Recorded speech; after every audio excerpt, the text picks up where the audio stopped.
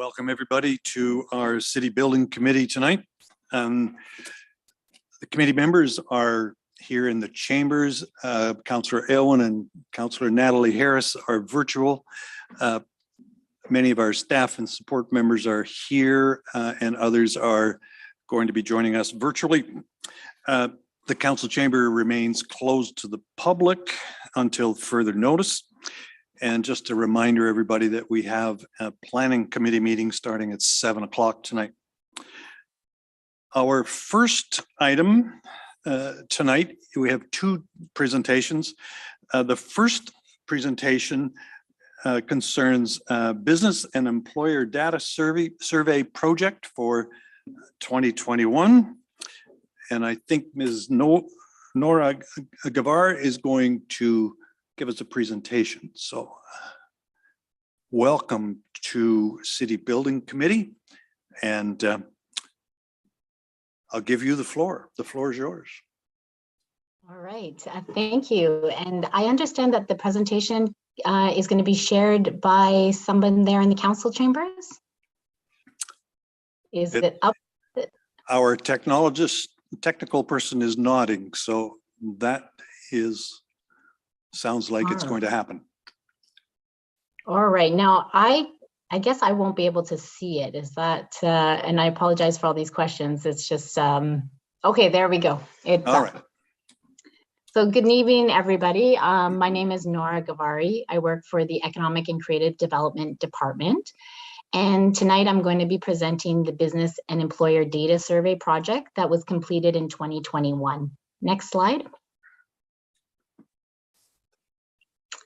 So what is the Business and Employer Data Survey? What it is a detailed survey of all the businesses within the employment and commercial areas in the city of Barrie. The survey is conducted by a team of 5 summer students, and they visit organizations to gather key business and employment information. The purpose of this information is to provide city staff with comprehensive data set of businesses and sectors in Barrie. Next slide. So what is the survey area? The students visited businesses and organizations in the employment and commercial areas across Barrie. And the map there on the right, you can see the high density business areas in yellow, then off to red and then blue. So there was over 4,300 businesses that the students visited with a set of survey questions, and they had a 72% response rate on our questions. Home-based businesses were not included in the door-to-door survey. However, any home-based business could self-identify and be included within the statistics. Next slide. So why is the business data survey important? It's important because it provides the city of Barrie with robust and current data to support future decision-making and gives valuable insights on the economic landscape and trends within the city. There are many municipalities in Ontario that do these kind of data surveys so that they can better monitor their business sectors and what's happening within the economy. While other private directory services exist with certain statistics and information from data sources, it can often be at too high of a level and it won't be Barrie specific. And what I mean by that is with the Barrie business data, we can actually drill down to a ward level or a specific industrial area and be able to pull out what sectors exist within that ward or what businesses, and we can draw that data and actually produce that, which you cannot do with the other statistics that are available. Next slide. So the data collected and what we reported on, we collected the NAICS codes. And for those of you that are not familiar with NAICS codes, they're the North American Industry Classification System that the Government of Canada uses to identify each business in Canada. So we would collect those along with the business name, address, key contact information, how many full-time employees, part-time, seasonal, how many years they've been in their location, if they are a head office. And also we collected if they manufacture on site and if they're exporting internationally. Any kind of information that is currently publicly available is still publicly available on our Experience Builder website. And then other information that we collected that is not publicly available, we only display in an aggregate form. So for example, how many employees a certain sector has, we would just give you a final number for manufacturing, for example. We wouldn't actually give publicly the information for a company specific. Next slide. So the business data survey technology that was used is ArcGIS field maps. And by using GIS, business data can be combined with other existing data. For example, we can combine business data with transit data or with road condition data. The 2021 business data survey is available publicly, as I mentioned before, using a product called Experience Builder. And currently that is available on barrie.ca. And there is a full business directory available through GIS Open Data. So the public can download a full directory of all Barrie businesses. And as I mentioned before, the information that they would be downloading is already currently available publicly. This is just a convenient spot where they can gather all information at once. Next slide. As I was mentioning before, the Experience Builder, this is a screenshot of what that looks like. If you were to go on, you would see this on the left-hand side, the business data directory. And on that site, you'll see all kinds of different statistics that we've collected. And then on the right side, just to give an example of some of the statistics, you'll see that the number of full-time employees by business sector, for example, the 3133 manufacturing, that's the NAICS code that identifies manufacturing. And you'll see that our largest full-time employer within the city of Barrie is manufacturing sector. Next slide. So where we're at with the business data survey, we're right now preparing for 2022 employer data survey program. The staff is in the process of hiring our students. We're collecting this data year to year. And the importance of collecting it year to year is it gives us the ability to compare data. So you'll be able to look at your sectors to see if, for example, manufacturing is decreasing or increasing, your technology sectors, what's happening there. So the real value comes from collecting this data each year and being able to do comparative analysis. Currently, we're recruiting a summer team to go out and survey the businesses again from May to August. And we're continuing to seek funding and support for this project through the Canada Summer Job Grants that we did in 2021. Thank you for listening. That's the end of the presentation, but happy to answer any questions that anybody might have. Or Stephanie, I believe, also is in the crowd. I can't see anything, so I'm assuming she's there somewhere. Well, thank you very much for your presentation, Ms. Gavari. Any questions for the Councillor Aylwin, please? Thank you, Councillor Rietma, and thank you for the presentation. Interesting stuff. This is the first, 2021 was the first year that it was conducted then? That's correct? Yes. Okay. Is there any plan or, and maybe some research at looking at other municipalities, is there any plan to survey about employee wages or salaries at all? Ms. Gavari or Ms. Schlichter? Sure. I'll send it over to Stephanie, as Okay. I think she's situated. Ms. Schlichter. Thank you very much for the question, Councillor Elwin. At this point, no, we are not looking at wages and surveys. There are some local organizations that are in the employment services that do some of that work. And some of the challenges in terms of trying to collect the data, the more you ask, the harder it is to get that response rate. And in what we've learned from going to other municipalities, really as finite as you can get in terms of what you're looking for results in the best response rate. So we're very happy with our 72%. I think we need to live it for, the next 2-3 years and really get companies used to us coming out. And then at that point, it may give us some opportunity to sort of vary a little bit and maybe look at other questions at that point. Okay, that makes sense. Yeah, 72%, that's a great response rate. Do we know how that compares to other municipalities' response rates on these types of surveys? Stephanie, do you want me to answer that? I can't see her, but I can let you know. For example, York Region, City of Toronto, who have been conducting these surveys for significant time, their response rates are usually between 30 and 40%. So it was exceptional, our response rate. That's fantastic. All right. Well, thank you so much, and looking forward to seeing the data in future years. Yeah, for sure. Councillor Kunkel. Thank you, through you, Chair Rietma, to Ms. Gevaert or Ms. Schlichter. So through COVID, it was interesting to see some new businesses opening, but also some closing, and sometimes that was out of sight. And so I didn't know if this database would help to reconcile that or support communications. Wanted to, I'll say as a ward councillor, if we're not at a grand opening, is there something that could be issued, or is there report functionality to actually identify a new business has kind of opened in the ward or in the city, and the primary contact to be able to kind of facilitate communication pathways? Or is it a self-management, go in search engine more for a business?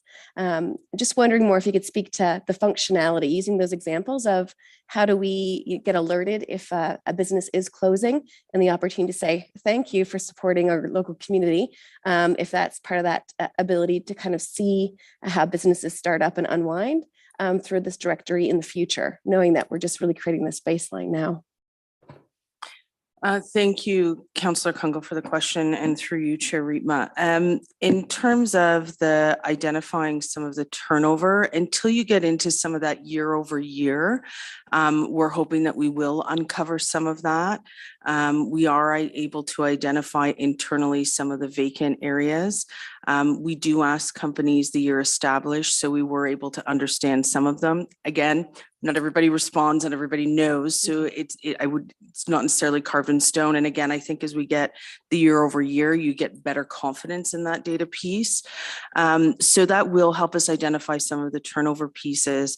Anyone that participates in the survey does have the opportunity to opt in to be contacted as part of the work that we do through InvestBerry. So certainly, again, some of those new ones that are freshly established, we are able to look at some of that information and look at ways to welcome them and engage.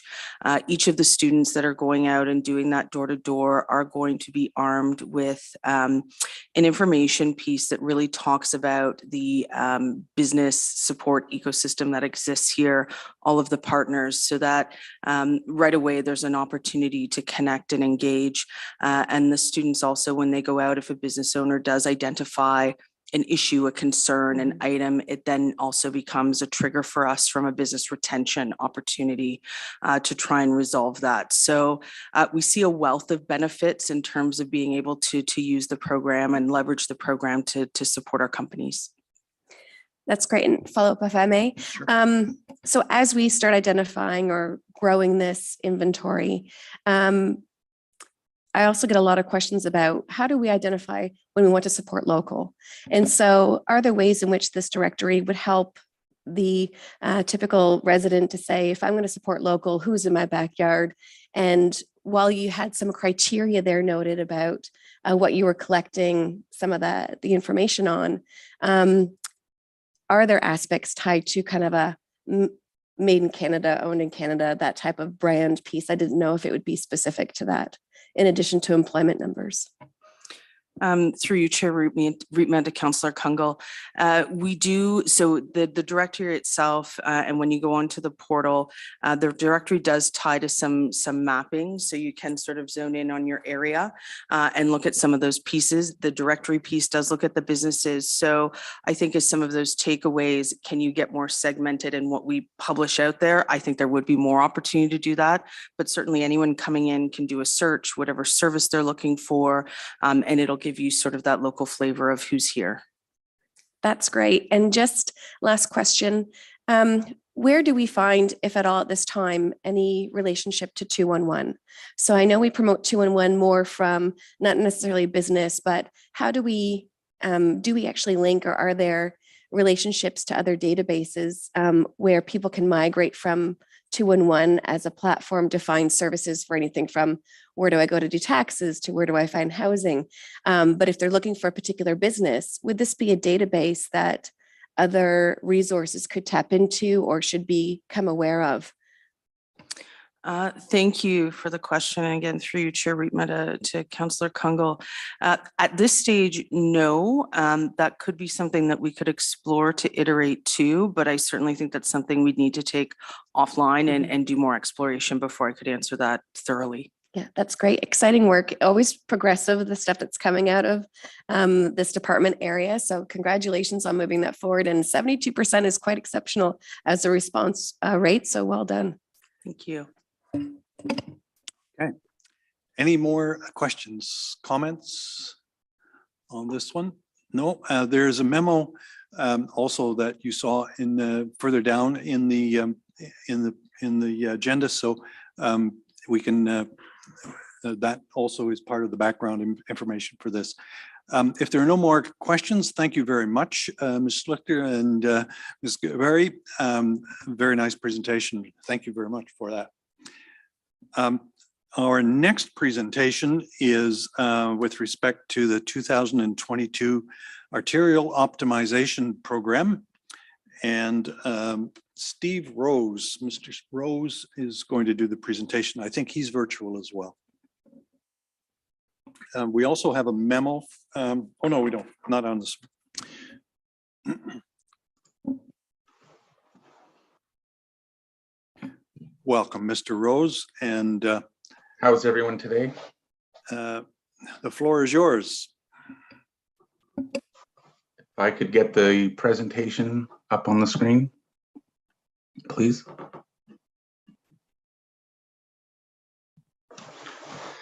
Well, thanks for having me today, tonight. So just for those who don't know me, Steve Rose, the Manager of Traffic and Road Services within Development Services. Today, I'm just going to talk about our 2022 Arterial Optimization Program. Next slide, please. So tonight, I'm going to talk about the various steps that go into an arterial optimization program and the tools and software programs that we're using.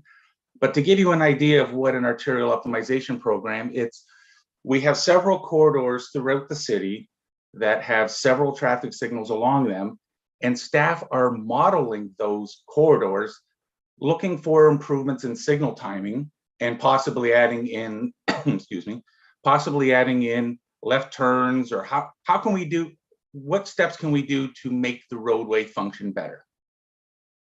Next step, please. So what is level of service and how do we use it? The level of service, each traffic turning movement at an intersection is graded between a level of service A to a level of service F, with level of service A being the best and F for failure. Next slide, please.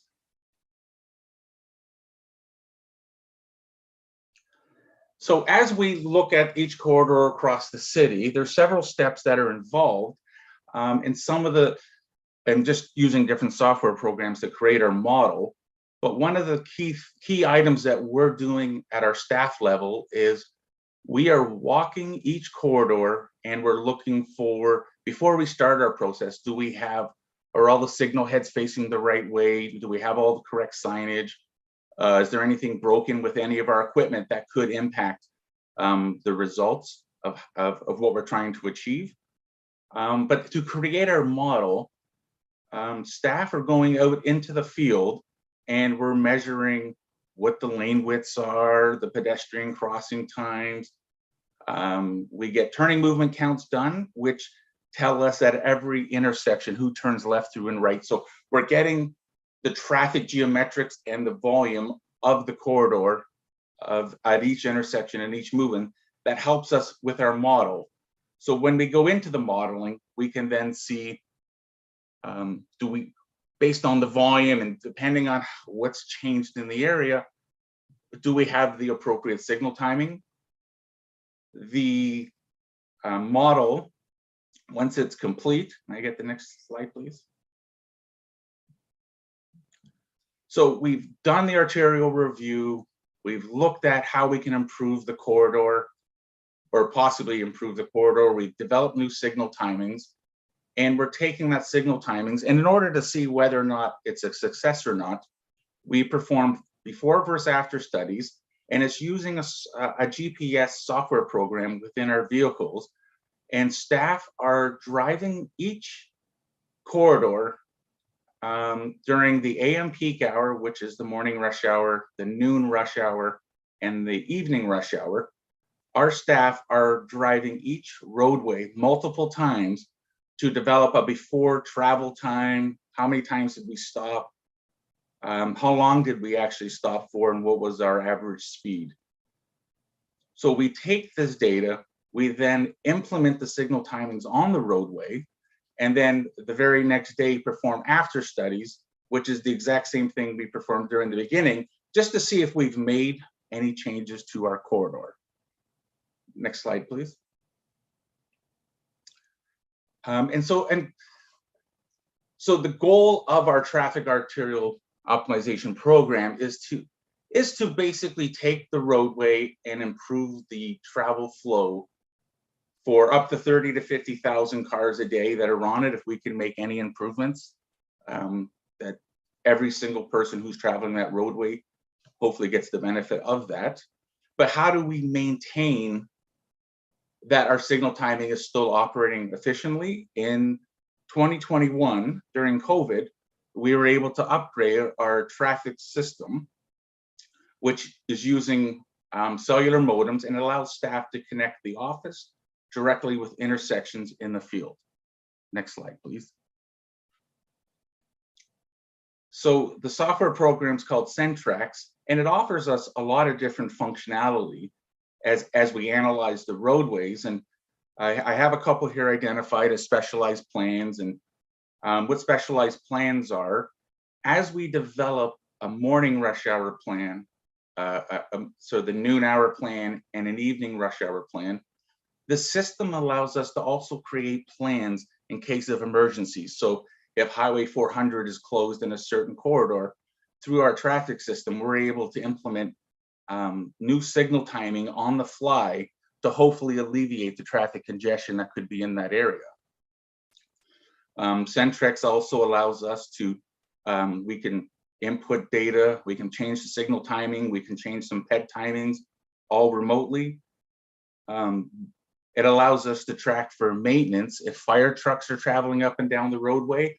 And why that's important for us is fire trucks have a device built into the vehicle that will hold the traffic signal green as they go down the corridor.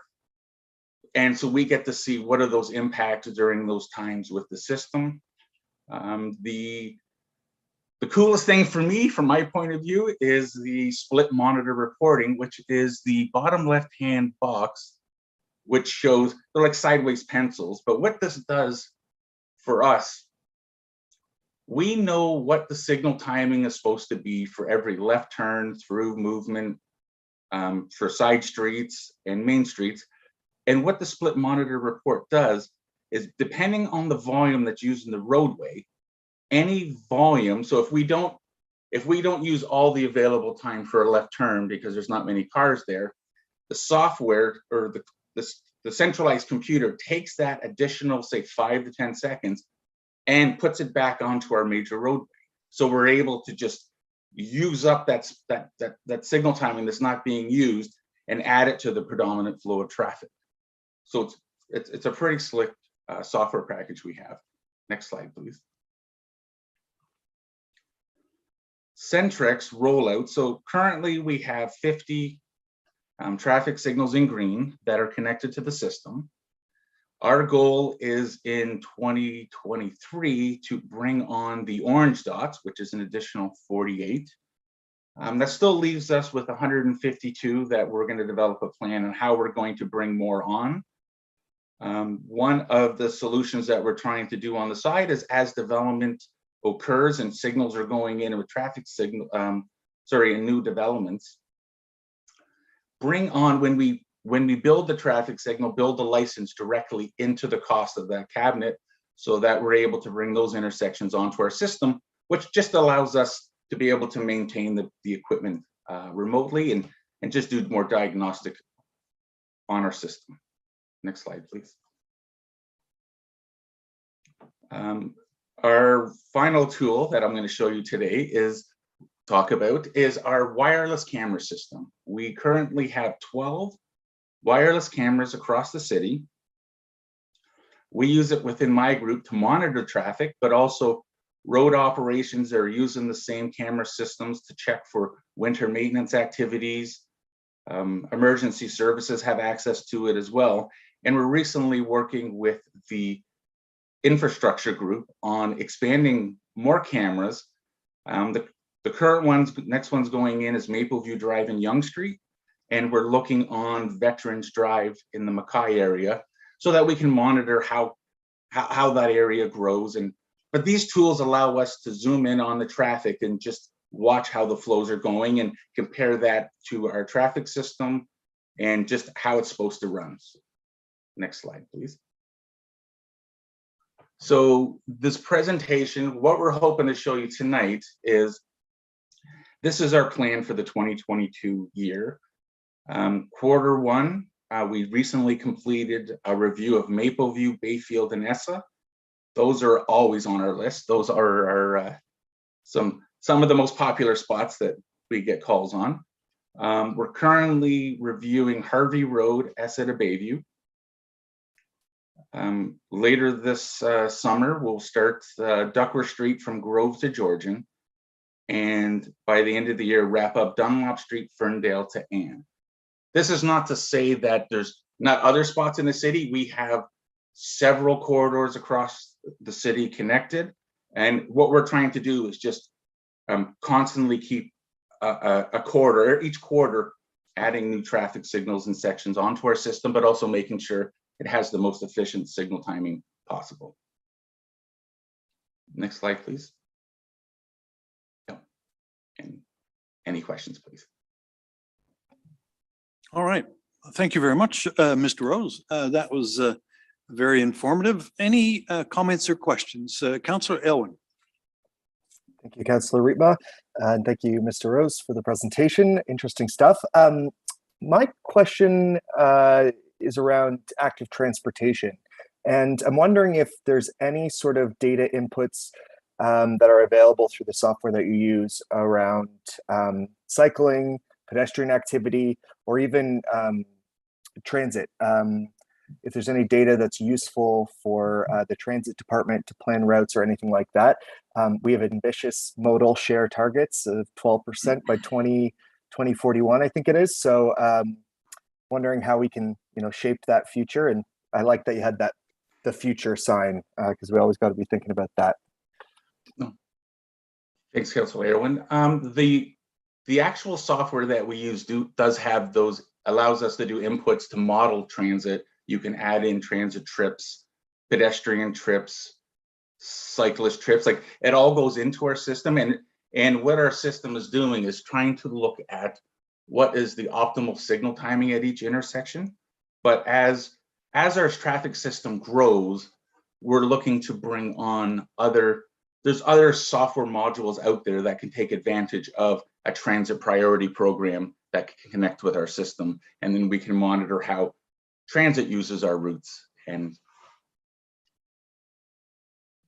that's great. That's interesting stuff. And yeah, I think of like around the Vaughan Metropolitan Center, where you have the bus only lanes and then the advanced bus signals.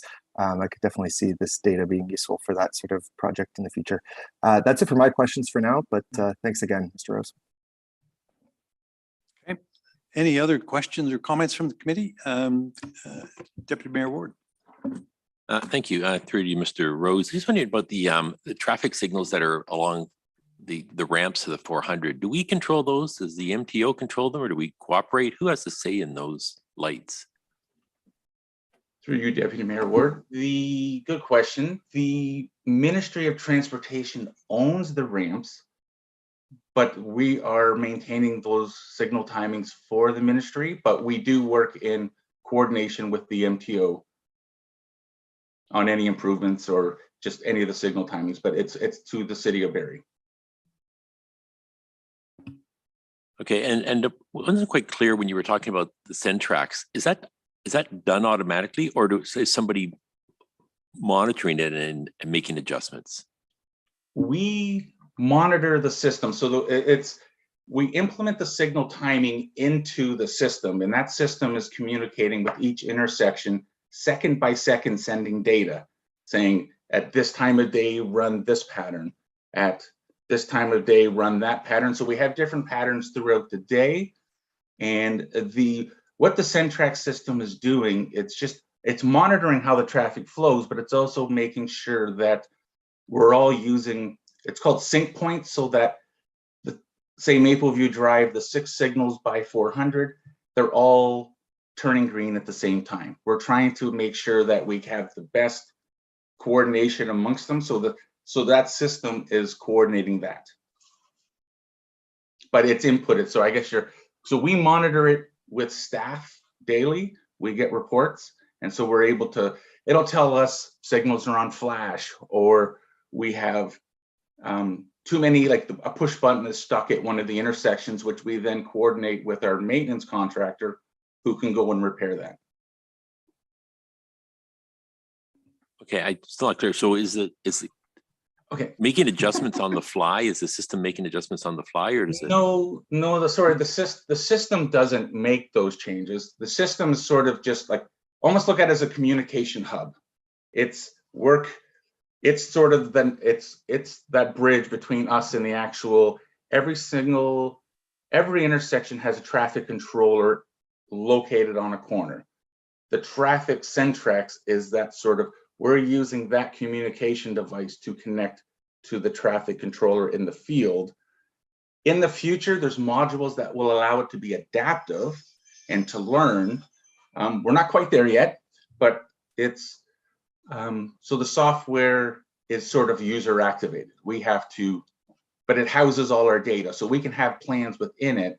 We just have to go in and say, run this plan now. Okay, thank you. Okay, any other questions, comments from the committee members?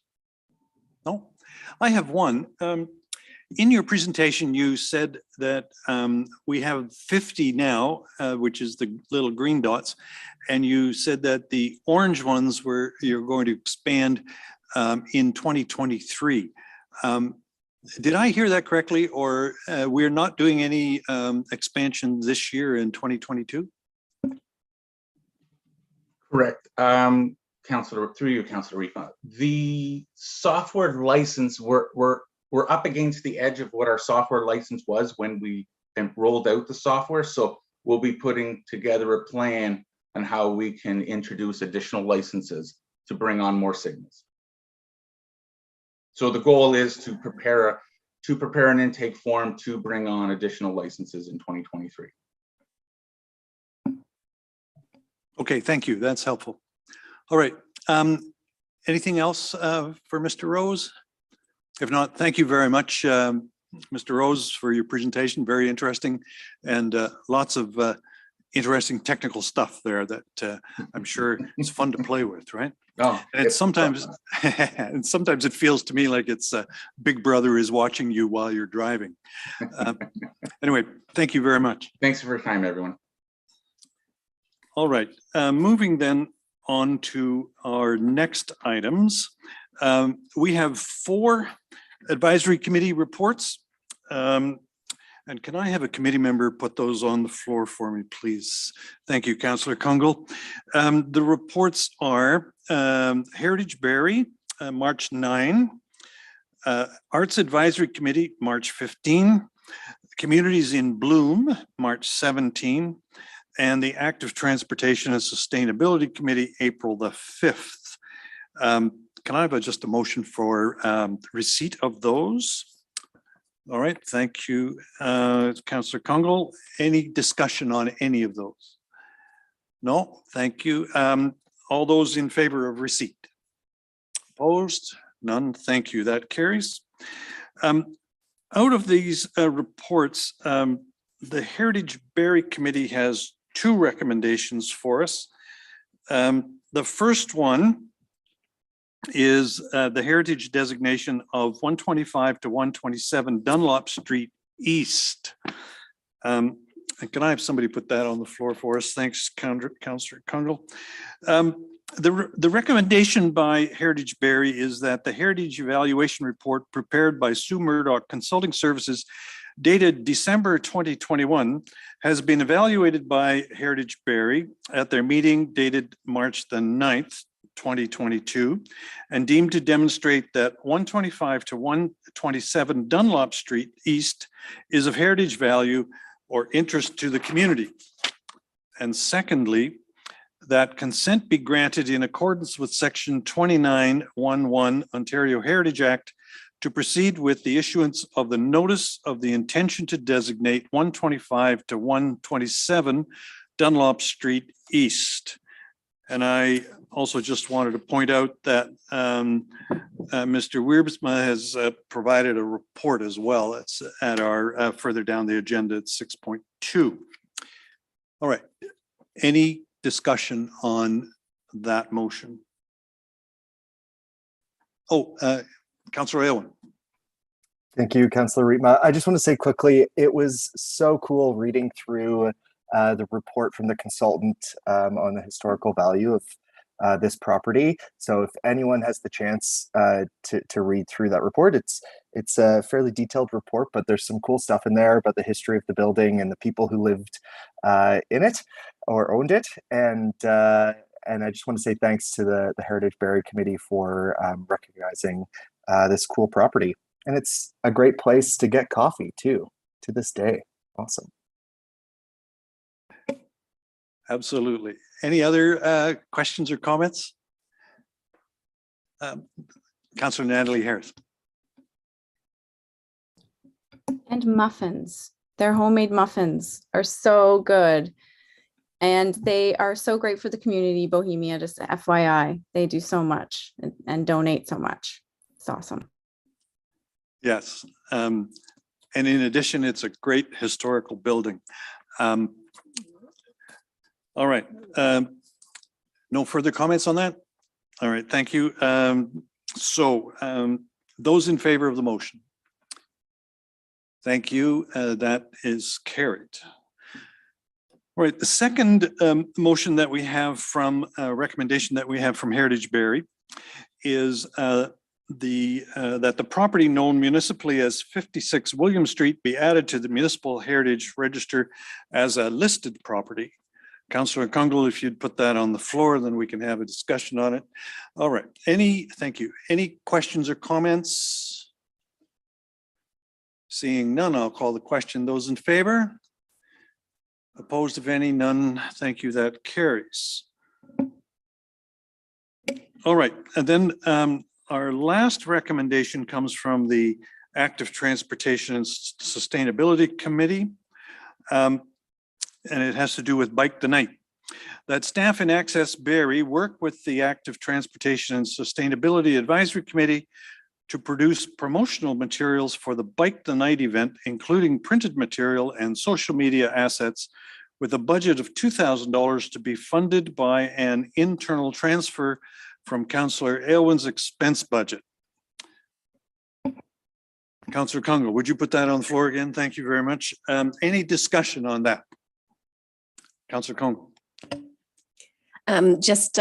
Thank you to Councillor Aylwin for using his budget towards this. It'll be the kind of first launch of this concept that we've taken some learnings out of a Guelph cycling group that initiated it. So if this piques the interest of residents, there have been some great conversations at the Active Transportation and Sustainability Committee that Councillor Aylwin chairs, and more to come soon. But this event is formalizing for September. So great to see the relationship to leveraging some city resources to support this. And I'm not sure if Councillor Aylwin wants to speak to it at all, but the area and the route is in Ward 2. So great to see that formally supported, and just my compliments to seeing this through around a net new initiative within the year. Thank you. Any other? Councillor Aylwin. Thank you, Councillor Rietma. Thank you, Councillor Kungle, for the kind words, but I've got to say thanks to you and the volunteer members of the Active Transportation and Sustainability Advisory Committee who are pushing this event forward. I'm really excited about it. There's going to be some synergies there with Open Air Dunlop, which I'm so excited about. So it's just going to be a great way to bike around Ward 2 and bike in a group. There's strength in numbers, which I love that concept. And again, thank you to yourself, Councillor Kungle, and those members of the committee, because you're putting in a lot of time to make this event work, and I think it's just going to be a great celebration this fall. Looking forward to it. All right, thank you. Any further discussion on that? Well, you'd be welcome in Ward 1 too if you wanted to drive through there. All right, I'll then put the question. Those in favor of the motion? See all the hands up. Thank you. That carries. And that concludes our City Building Committee for today. Thank you very much for all your participation. We will reconvene for Planning Committee at 7 o'clock. So we